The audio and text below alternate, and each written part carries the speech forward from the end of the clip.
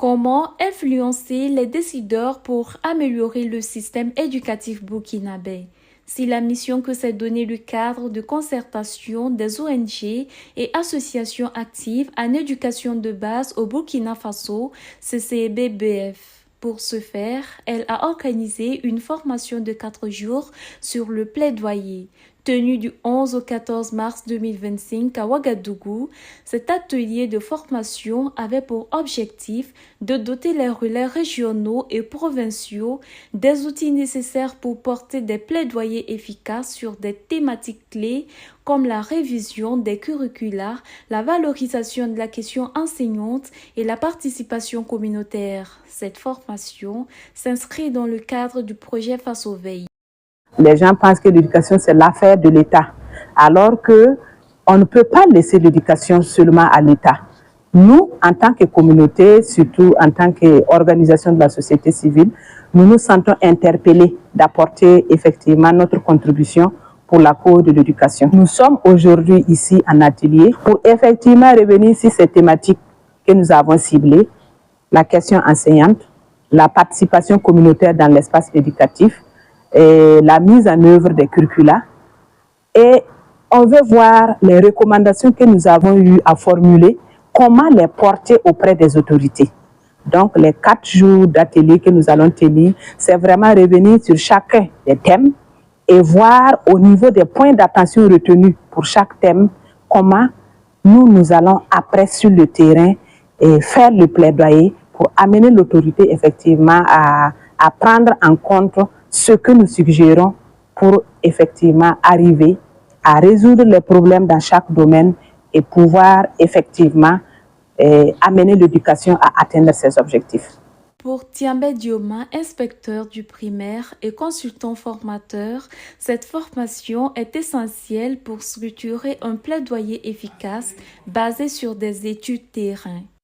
Avec Face aux veilles, le CCEB prend en compte la question enseignante, la question de la réforme des curricula et la participation communautaire.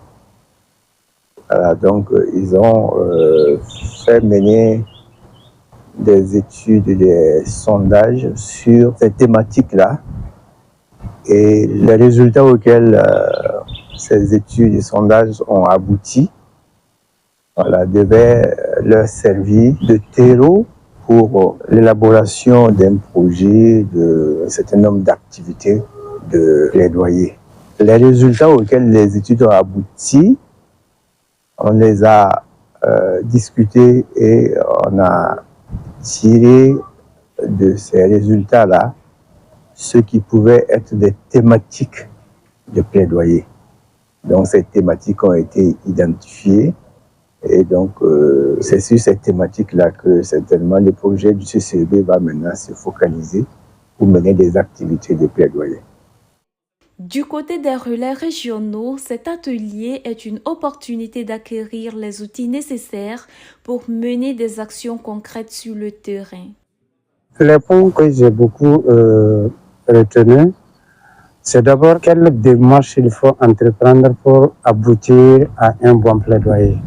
Et cette démarche-là, elle est capitale. Ça permet de comprendre que si nous nous écartons de cette démarche, il est très difficile pour nous d'atteindre les résultats par rapport au plaidoyer que nous voulons faire sur le terrain.